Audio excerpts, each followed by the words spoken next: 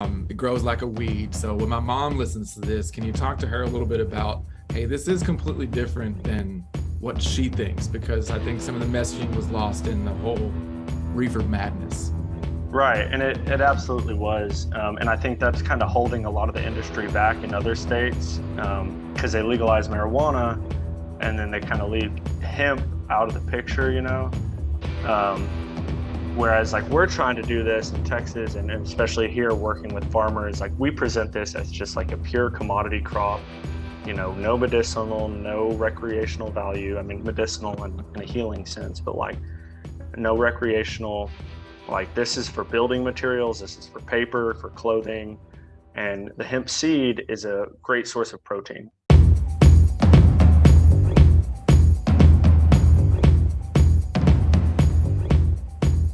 We've got Luke Evans here on the Know Me Network podcast, where we interview business owners, entrepreneurs, and industry experts on kind of a more personal level. And today I'm excited to interview Luke with an interesting background, and you're into some interesting things around the hemp product and the plant and the consumables around that. And I'm excited to dive on that. Before we get started, I want to give you a chance to kind of introduce yourself and tell us who you give credit to for all this handsomeness. Well, definitely the parents.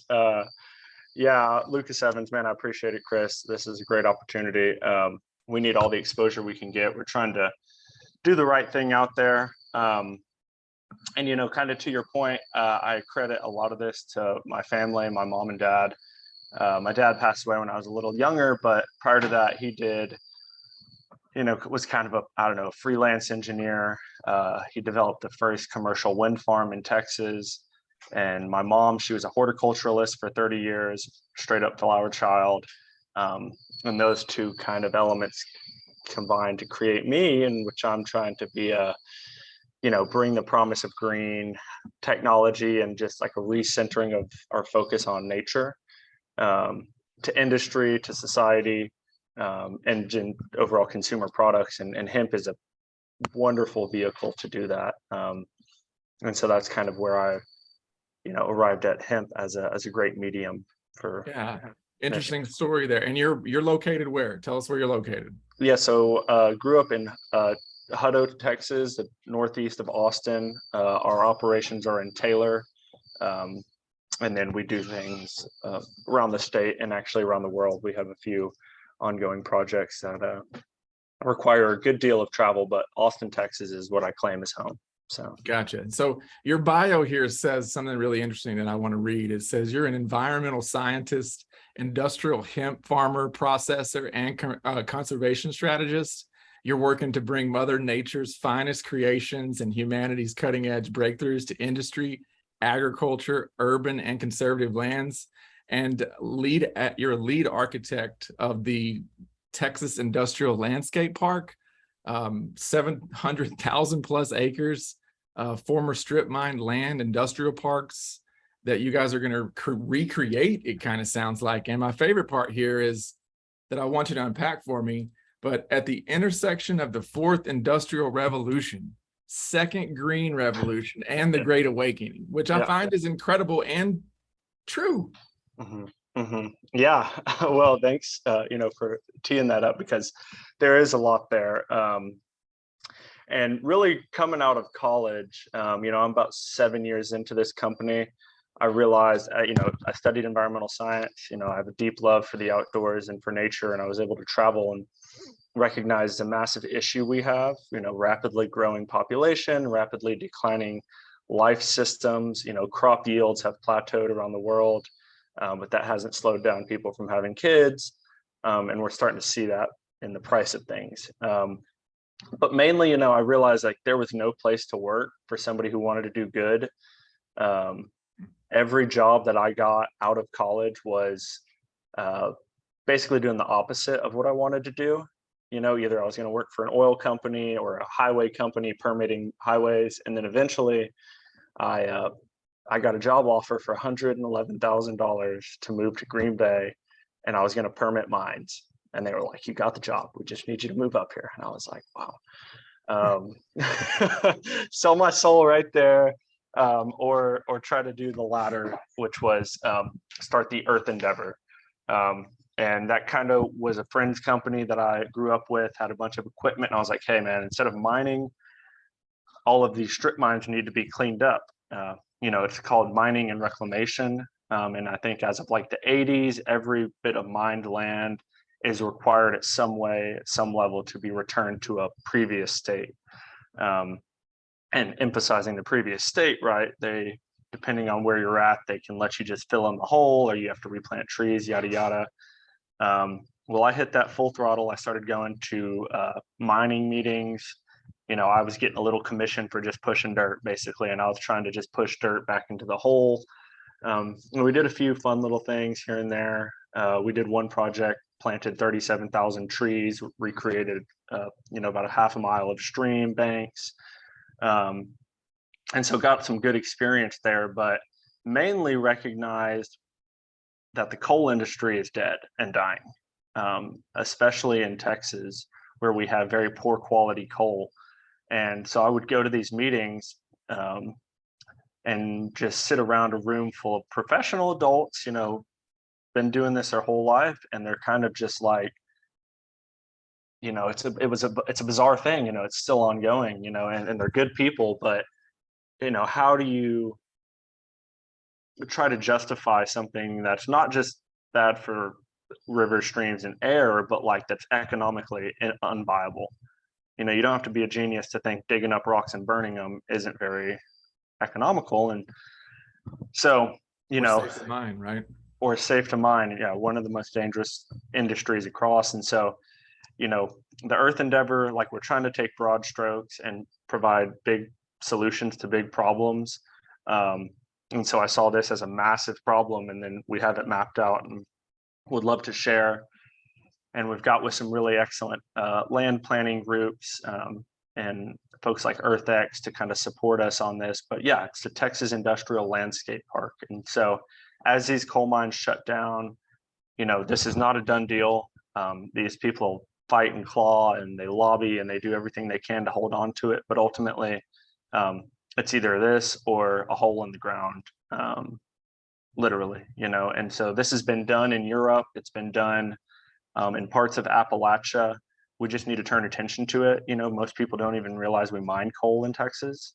Well, how come this isn't top of mind for people with the, politically poised environment of green, green, green?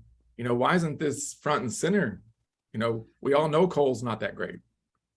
Yeah, it's a geopolitical matter. I've talked to the representatives for these areas, and they're like, "Oh, don't worry, we're going to get these coal mines fired up." I see a newsletter a month later, they hosted the Chinese coal ministry. So there's a whole nature and mindset to like extraction and doing this, and pun intended, they're between a rock and a hard place, and that mindset's just not going to fit for the future. And plus, growing population in Texas, these coal mines go right through the heart of the triangle. If you're familiar with the, Dallas to, San Antonio to Houston, it's right dead center of it. And so this is an optimal opportunity to, protect already disturbed land. We've already extracted from it. Most of it can't be built upon because of the geotechnical, from strip mining. A lot of it hard to be planted, so there's a lot of work. But if you look at it, and if you think about the right-of-way easements for the power lines, we could theoretically have a wildlife corridor that goes from East Texas down to Mexico. And that would combine about 700,000 acres. And land fragmentation is really one of our biggest issues. It's hot, it's dry, but the main issue is that you go 100 yards and you run into a fence. So imagine any animal that roams. It's pretty much impossible. So I'm trying to envision this, basically East Texas to Mexico, a right of way of land is what you're saying, right? Yeah. And it's already there. That's the thing. Because this has been coveted. I mean, a lot of people are trying to reconnect landscapes. Ted Turner with his deal from Mexico to Canada. people get all up in arms, and rightfully so, about eminent domain and stuff. And so this has already been done. I mean, the power lines are there, and I recognize this actually flying in airplanes. I was fortunate to travel when I was younger, and you get up, and I was always had my head out the window, and you're looking, and you see these lines that just go off for miles into the horizon. And I racked my mind for years. I couldn't figure out, like, what are these just perfectly, contoured lines that go on for miles, and they're power lines, or gas pipelines. And so, when you're not using the power lines, which in a lot of cases, now that we're not mining coal, these power lines aren't being used for anything, why not just, maintain the easement, put it into a conservation easement, and, God forbid we give some land back. And, the sell it's a public asset, right? And that's what's been done in Germany. It's called the Imscher Landschaft Park, the landscape park. But a lot of this land here is owned by some Mr. Jim or Mr. Joe, right? Yeah, but we're kind of working on at my property here in Hutto, we've got an easement right of way that comes through that was signed in 1964 by a pipeline company, and they just showed up about a month and a half ago and said, "Hey, we're putting in a new pipeline. We need to tear down a building, cut down a big tree, and there's nothing you can do about it." And so I responded appropriately, how one might imagine. And that's still ongoing, but right of way persists. And so, if we can just get these coal miners, it's kind of an off ramp for a lot of them. We need political action. Jay Kleberg, he's running for land commissioner. He's in support of this. He's big on Jay Kleberg of the King Ranch. He's running for land commissioner. And so, we're going to need some support by the government, but private industry really needs to just step up and, frankly, cut their losses. Because what happens is they run these things into the ground. The writing's on every wall around you that, like, you got to stop digging up rocks and burning them. But these are coal mining companies, and so they're going to do that. That's the only thing. They've got huge investments into these companies. They can't just, boards and all that stuff. So yeah, that's a big hurdle. Yeah. So I don't want to talk like this is a done deal. It's gonna. I think it'll take another 3 or 4 years, but it's got to be done. Because this is one of the last opportunities we have to protect large swaths of land and then potentially reconnect them. And so that's the type projects, we're kind of hoping to get involved in with the Earth Endeavor. Okay. And so I'm guessing that you got, based off of, your mom and your dad gave you a little bit of this, kind of go out and recreate the world a little, but, did you learn any of this from, your PICAP days of, being the director there? Did you take anything away from some of that stuff into where you are now? Oh yeah. I grew up on a farm that a family's been here 7 generations and was awfully fortunate. You guys have a family farm. Yeah. Well, we had one that was about 1,000 acres, and then that got sold off. And then in 2005, we sold the last 400 acres, and we still have the house, the homestead, and a little bit of land around it. But my whole life, 2005, that's 17 years ago. I just heard, and it was a big family deal. 30 people. Like most land, it just was a big family feud, and it got split up. And so, but my whole life, this was hanging over my head, this kingdom that you were able to grow up on with creeks and streams and animals and, fossils and all this was eventually going to be turned into, strip malls and houses. And that didn't happen until actually about 3 years ago. So that's just how the market, right before they were going to develop in 2008, the market crashed, and it took them another 10 years to get back to it. And today they're putting in 990 houses, and Samsung, it's about to be Samsung City. So luckily I have a little better understanding of what's going on. At the time I was just like, this is happening. But, I found that while progress and industry and jobs, they're good, but they can also be bad. They're not impenetrable and they're not impossible to change. A lot of people are like, oh, you can't do anything about that. I can't. I mean, that's all I hear is, oh, you can't do anything about that. It's like, well, you probably have never tried. And so like this neighborhood they built, they had the road gonna go right through our house. I graduated college, I got an environmental science degree, kind of, urban planning type stuff. I was like, oh, let's look at the maps. The main east-west road through Hutto they had going right through our house. I called the engineer and I'm like, hey guys, what's this about? Like, oh, well, we didn't even know anybody lived there. I'm like, okay, yeah, we just sold you the property and you didn't think we lived here. Big mistake. Big mistake. So I invited the guys out, and you've got to be rational. You've got to be with kidded gloves in these situations. And I'm just like, look, guys, we're here. We're not going anywhere. And so they graciously moved the road 50 feet north, and acted like that was a big deal. Like, we did this and that. I'm like, well, okay, great. You could have just, it's still going to clip the property, but it's not going to go through the house.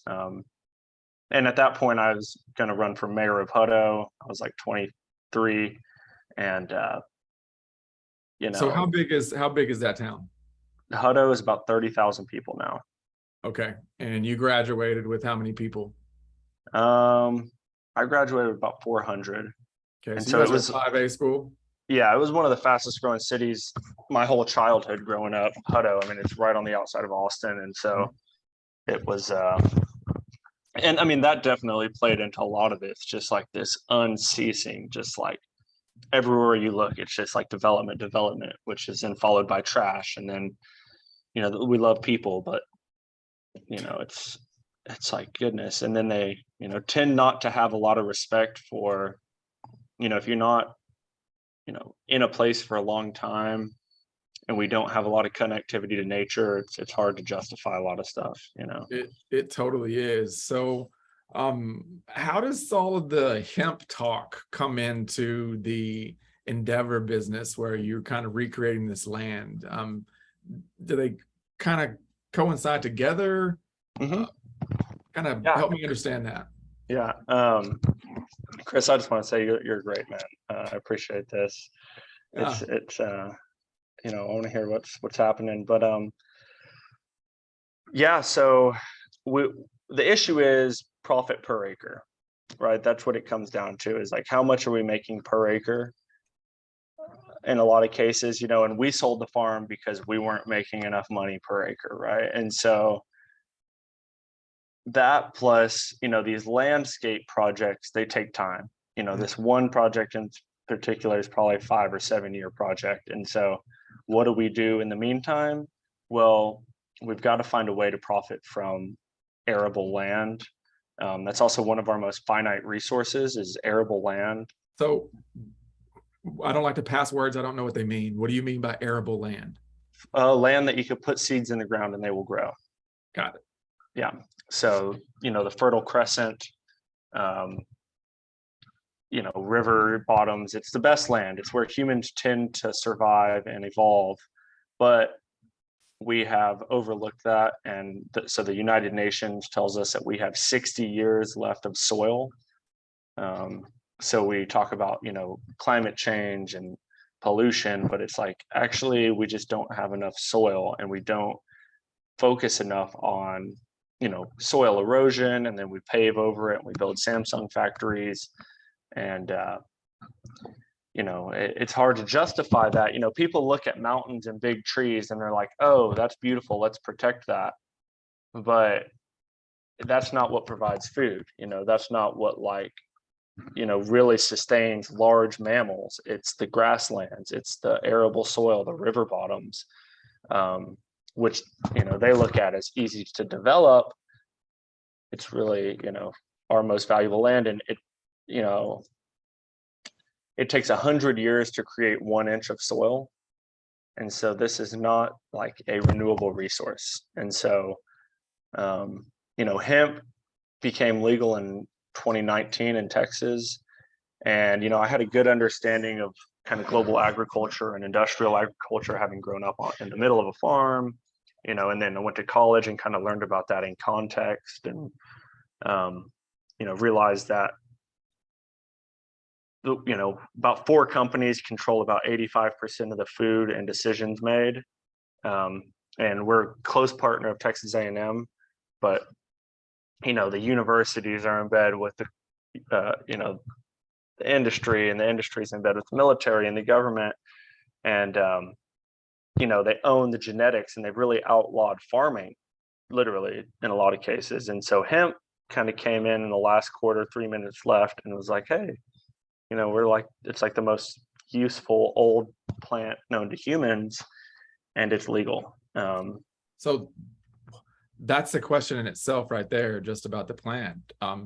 Hey, it became legal and it's got such good resources. Why did we quote all of a sudden find out about this in the third quarter? Yeah, I can't figure that one out. I mean, conspiracy or something, right?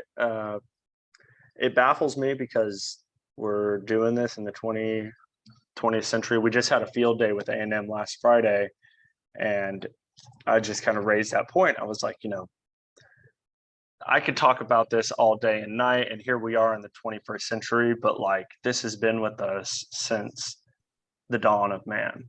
Yeah, I have a hard time believing that the tobacco fields that we built America on weren't also filled with hemp fields. Right. And I think it was Thomas Jefferson or the Declaration of Independence was written, one copy was written on cannabis. So something happened with the message between then and now. And now we're kind of bringing this message back to, which is that, awakening or revolution of just how do we do things better? Mm-hmm. And so talk to us about how hemp does it better.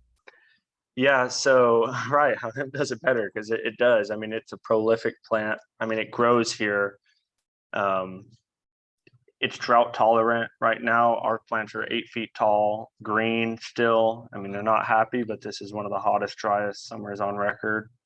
But compared to the corn and cotton, which have been, genetically modified and developed over decades and billions of dollars, hemp, you just throw it in the ground and it goes. And it grows like a weed, I mean, it really is. And that's funny that you said that. So it grows like a weed. So when my mom listens to this, can you talk to her a little bit about, hey, this is completely different than what she thinks? Because I think some of the messaging was lost in the whole reefer madness. Right. And it absolutely was. And I think that's kind of holding a lot of the industry back in other states, because they legalize marijuana and then they kind of leave hemp out of the picture, whereas like we're trying to do this in Texas, and especially here working with farmers, like we present this as just like a pure commodity crop, no medicinal, no recreational value. I mean, medicinal in a healing sense, but like no recreational. Like this is for building materials, this is for paper, for clothing, and the hemp seed is a great source of protein. And so we have these conversations with farmers. And so the issue we discussed earlier about soil conservation and agricultural practice, hemp is a great medium to kind of bridge that conversation.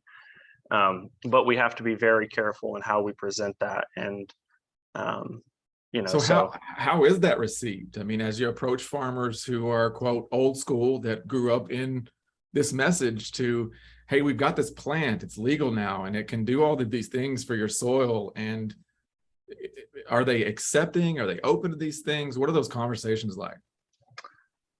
Some of them will kind of just laugh at you. Farmers are not the easiest people to convince of anything. But I've come to realize that they are probably our smartest group of people in society.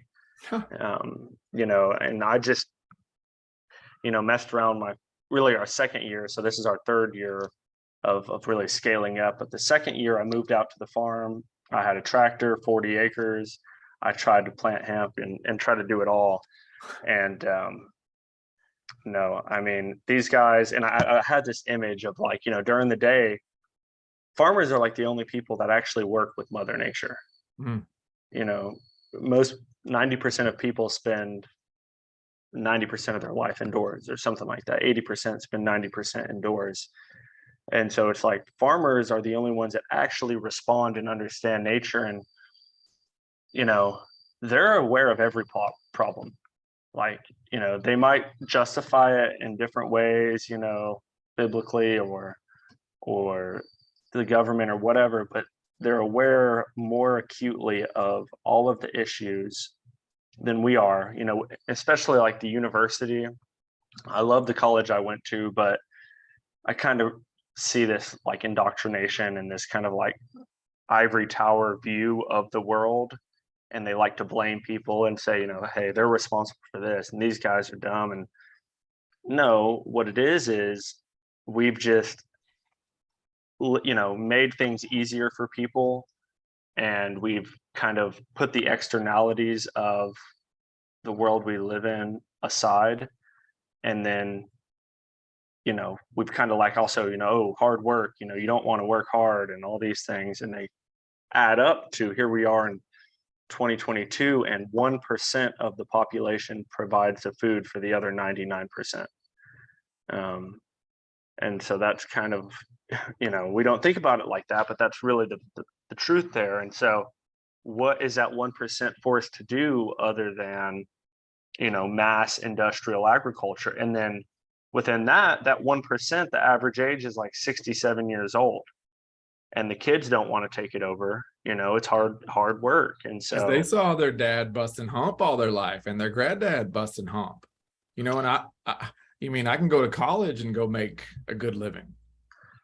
right, exactly. And that was kind of the thing. And so you drive around out here, and this always struck me, is like you get 30 minutes outside of a major population, and the overall quality of the city and quality of life, I mean, I don't want to say quality of life, but like, you know, there's ghost towns. There are ghost towns everywhere in America and rural America.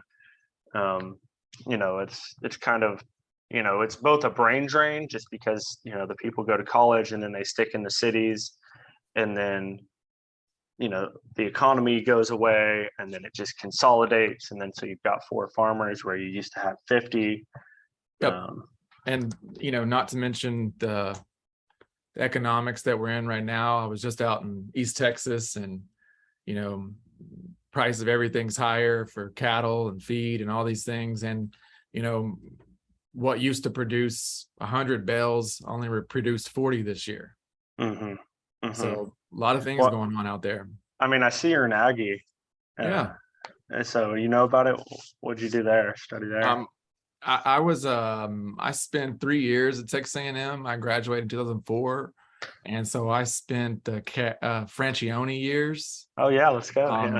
As a student manager for the defensive coordinator, Coach Torbush. So wow. Cool.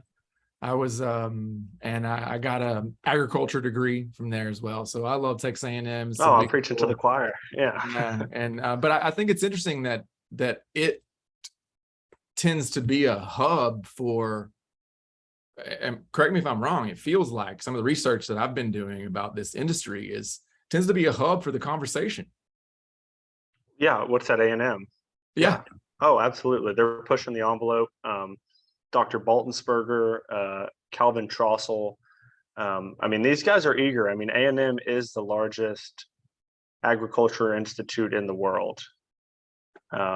And then when you combine that with the Norman Borlaug Institute, which has, well, you know, basically a facility in every country, what happens at A&M happens around the world. I mean, we really taught the world how to agriculture, to farm, and within that, you know, people, and, you know, I went to a lovely small liberal art private university, Southwestern, go Pirates. Yeah. But they kind of like, you know, again, they vilify these things. And in the 80s, you know, we really were looking at a level of mass starvation around the world. And I don't know, I mean, you probably remember Norman Borlaug, and he won a Nobel Prize for this, and he teamed up with Texas A&M and the University of Nebraska. And, you know, we sped up, you know, that was the first green revolution, actually. So late 70s, early 80s was already the first green revolution, where we were looking at, like, again, crop yields are dropping off, population is exploding. There were starvations in sub-Saharan Africa and India. And, these people set out and they, introduced, call it what you want, industrial agriculture, but also this, plant breeding and just kind of basic agricultural models that are now accepted everywhere.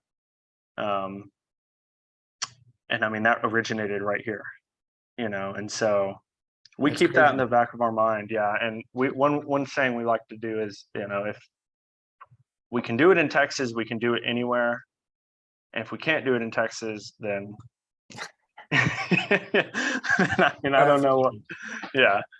Yeah. So That's interesting. And like I said, it's, looking back at my university, it's cool to see, not to get the too tangled, but as I look at just a 50,000 foot view of this quote industry, they attach the B word to it, not M word, it's billions. So, and I think that's just when they're talking about the, marijuana industry. I don't know that consumes the consumable side of the hemp industry. Do you know? I mean, I think they're looking at this, and we had some really good conversations. I mean, they're really looking at this as I mean, I think about it, and they do too, like as very minimum a rotational crop. So if 1 in 10 farmers tries this once a year, you're looking at, in Texas, that's 1.5 million acres. And so 1.5 million acres, let's say you profit $1,000 an acre, or $1,000 of money go into that, then you've got $1 billion crop. So for cattle feed and for fiber and stuff like that, I mean. So you're feeding cows this stuff too? The cows like it. We'll say that. We aren't directly feeding them, but the I just didn't know cows if it could be like processed into some sort of cow feed. I just didn't know that. Yeah, well, there's a lot of good studies coming out that hemp and cannabis has the same effect on cows as it does humans. So it makes them docile, hungry, they eat more. Those are 3 things you really want out of the cows. Yeah, no kidding. No kidding. Yeah, so I mean, we see a bright future in that. And shout out a company, Bluebonnet Bioscience. That's a company that we work with. I'm kind of a managing partner in, but that is developing some feed and some cattle derivatives of hemp. So Bluebonnet Bioscience. And they just kind of support you. What is it they do with you guys? So yeah, I mean, I'm kind of the man. We've got a team scientist on that.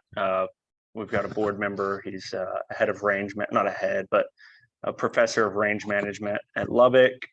And we're just kind of putting together formulations for cattle feed and protein profiles and different mixtures. I mean, it's hemp is one element.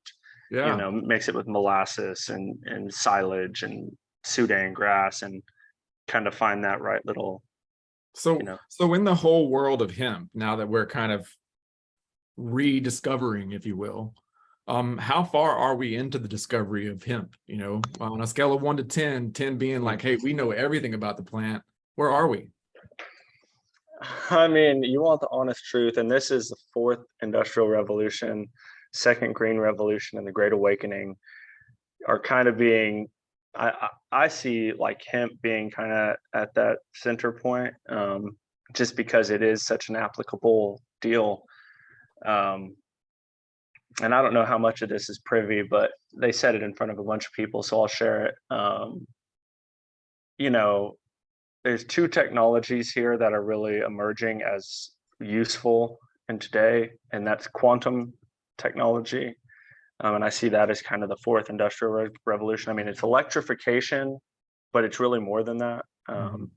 It's like we now can turn, there's a company in Houston right now, $1 billion company, taking thin air, taking carbon dioxide out of the air and making everything out of it. When you say everything, you mean what? pharmaceuticals, plastics, protein. It's synthetic chemistry, but it's the ability to turn one molecule into another molecule. Incredible. And it's straight out of Star Trek. And there's another company in Norway that's taking your exhale and making food. And this is like space technology. And, so there's like this quantum aspect of it. And then you look at CRISPR. You're familiar with CRISPR. I have heard of this. Please kind of download me real quick for those who may not know. Yeah, so that's gene editing, CRISPR. It's the ability, and I see you got that circle on the back. What is that? Evolution behind you, or this is this is my play for people who believe the biblical timeline. okay, so if people who are quote Christians want to tell me they believe the biblical timeline, well, you can't believe in dinosaurs and the biblical timeline. right? So it's my poke at, and I'm a Christian too. So it's just my way of having fun with faith. Well, and this is, getting into like a bioethics type of a deal.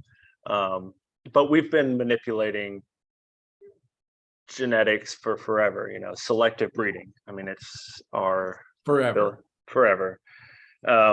But now, and A&M is openly talking about this, and we're exploring some research partnerships in applying CRISPR to hemp.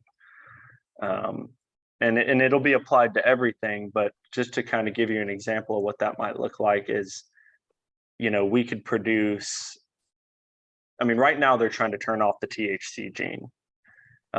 So, we map the genome and then you can just start playing with it, turning things on. Well, you can also turn things off and then introduce other genes to that. And so this is when you start playing God.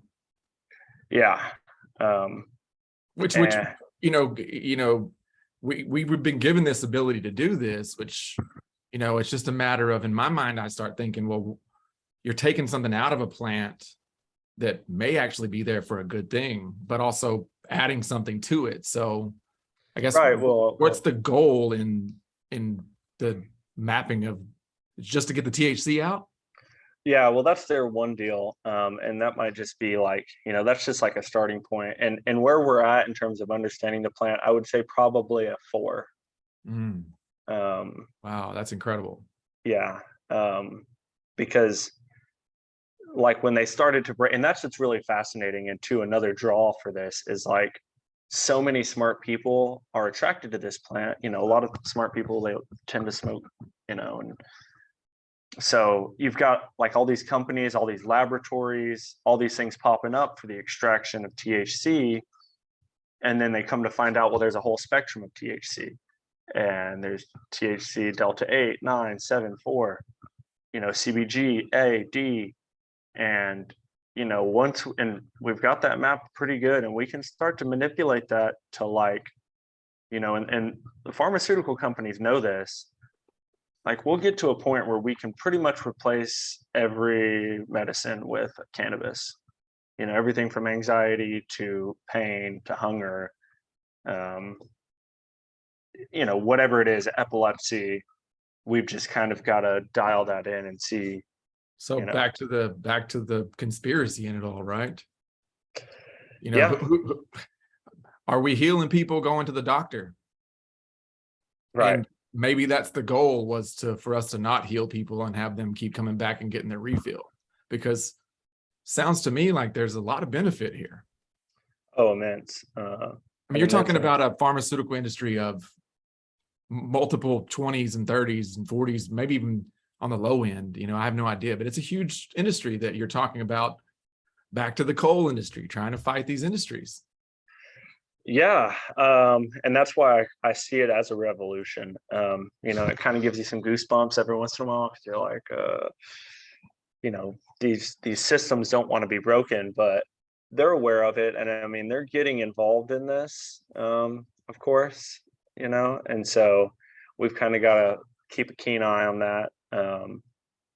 But yeah, I was going to say this, like to really think about the application of CRISPR, like we could, and I'll just bounce this idea off you and then your listeners, like we could theoretically introduce like spider silk to the hemp plant. And so that the hemp seed produces a spider silk protein, because they've already done this with goats, because spider silk is one of the most remarkable materials that if we could produce in mass, we could do a lot of crazy stuff with it. And so they've done this with goats, and they put the protein in the milk, and we could do the same with hemp, and or whatever. I mean, you tell me what we want to make out of it, and we could kind of introduce that to some part of the plant. Now, A&M is notorious for and I don't know if this is just a folk tale, but they created the non-spicy jalapeno. And then it got out. And so now you never really know if you're going to get a spicy jalapeno or not. So, not the worst thing, but that's just evidence. Sure. So yeah. Interesting. So you've talked a lot about Texas A&M. Talk to me about kind of your involvement with the university and, kind of your engagement with the university. Yeah. So we're fortunate right down the road from one of their research farms, Stiles Farm Foundation. And we resource. I mean, we're farmers in Texas, and that's, I heed their advice at any turn. I'm like, hey, what should we do? What's a planting date? When's the harvest? What varieties? And a lot of people are like, oh, don't work with universities, but they're public entities. They are for the public, and that information is for the betterment of society, right? I mean, there's mandates by these universities or the land grant universities to improve the quality of, in this case, agriculture. And it's kind of cool when you get down to it. And so we worked with A&M, but we also do a little work with Texas Tech. And it's like A&M is concerned with the cultivation, the agriculture, up to the point of harvest, at which point Texas Technical University takes it over, and they turn it into the fiber.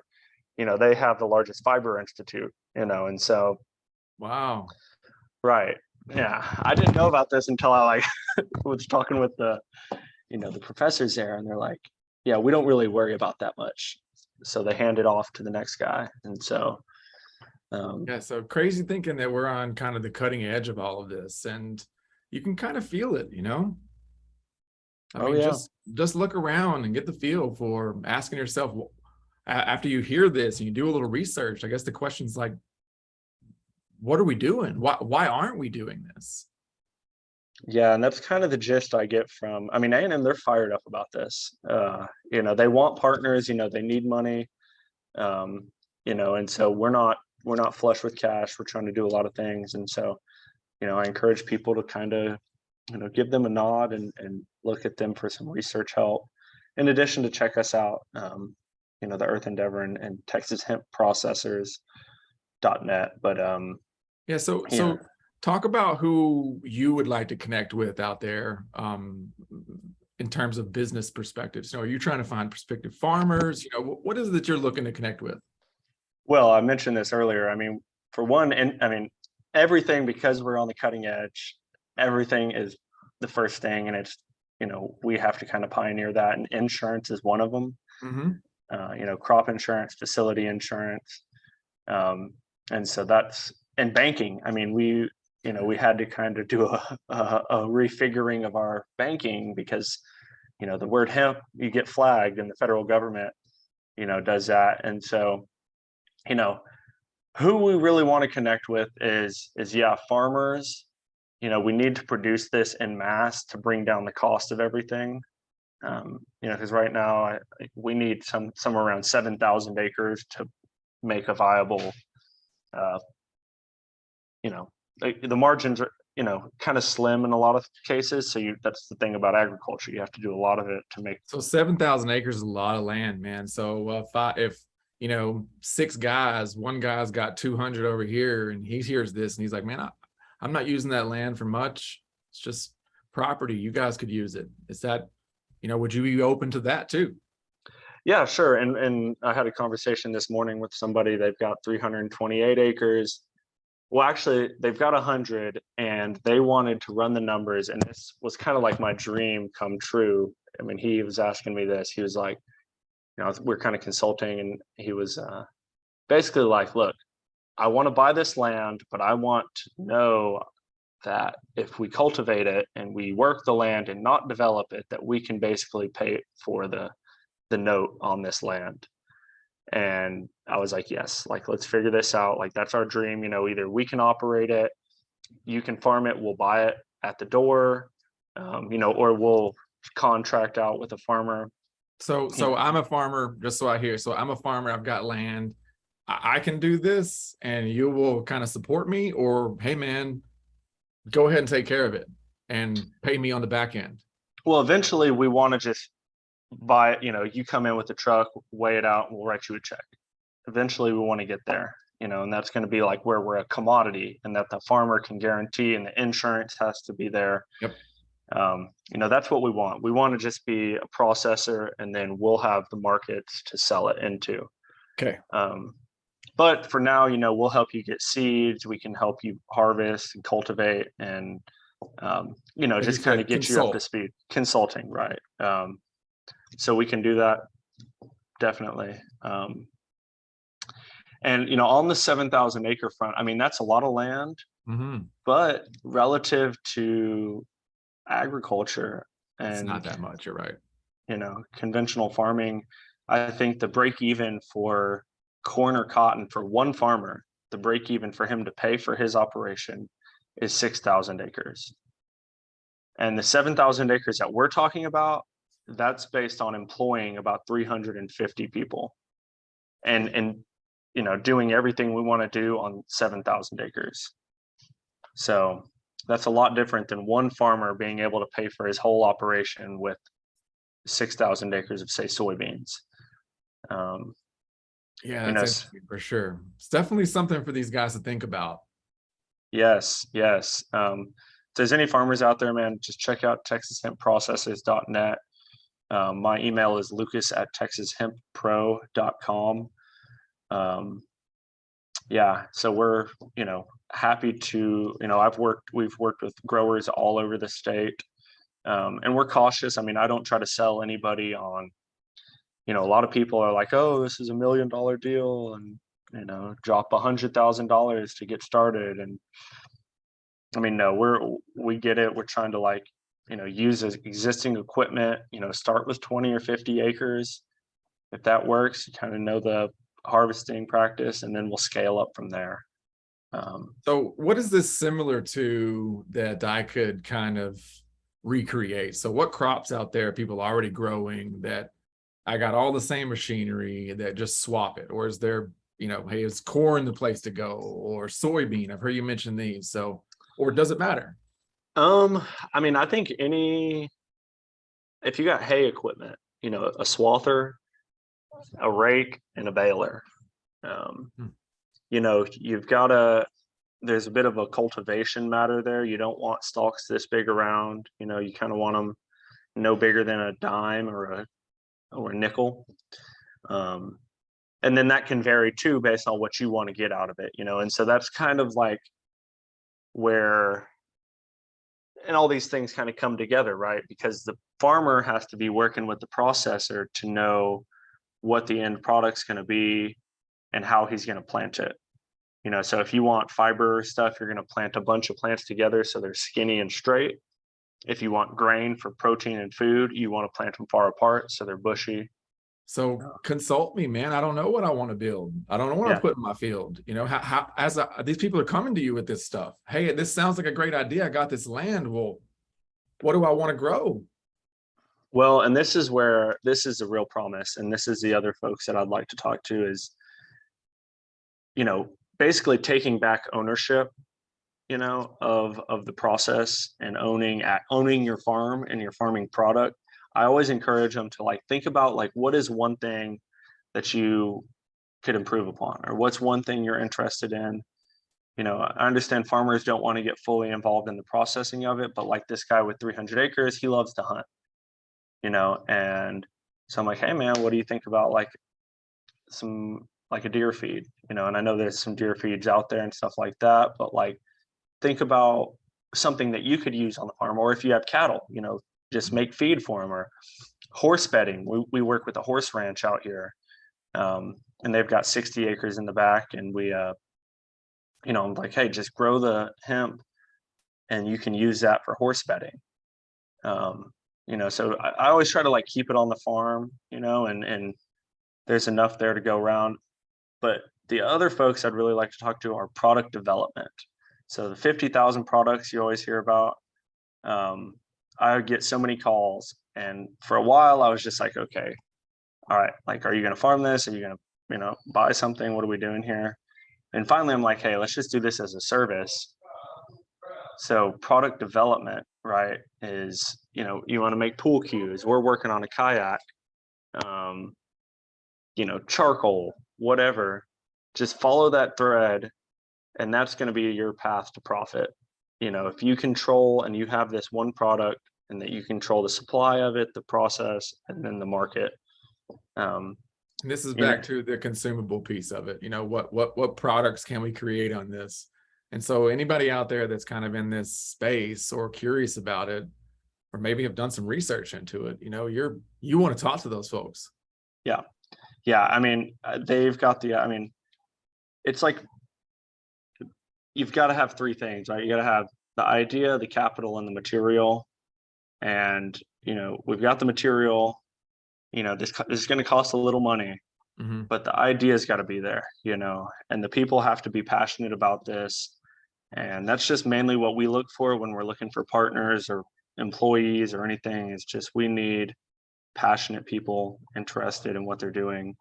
And so I am always encouraging people, just, hey, what's your interest? Okay, you want to make antibacterial bed sheets. All right, let's do it, man. Like, we'll get you the hemp, you find the markets, you find the brand, and we'll figure out how to get it there. It's interesting. I've got a guy who's into safety equipment, and I was just curious. I've seen some things about potentially hemp products being non-flammable, and so I was just curious if there'd be some. Do they see this getting into anything like that? Because I've seen them build a house, and it's like, well, it's impenetrable from a 2x4. Yeah. Yep. So there are superior chemical properties to hemp that, again, we don't fully understand, but yeah, like THCO or CBO is antibacterial, antimicrobial. So you can make, bed sheets and masks, and, one thing we always say is we want to make money. But like, dollar bills, it really helps them to be antimicrobial and strong.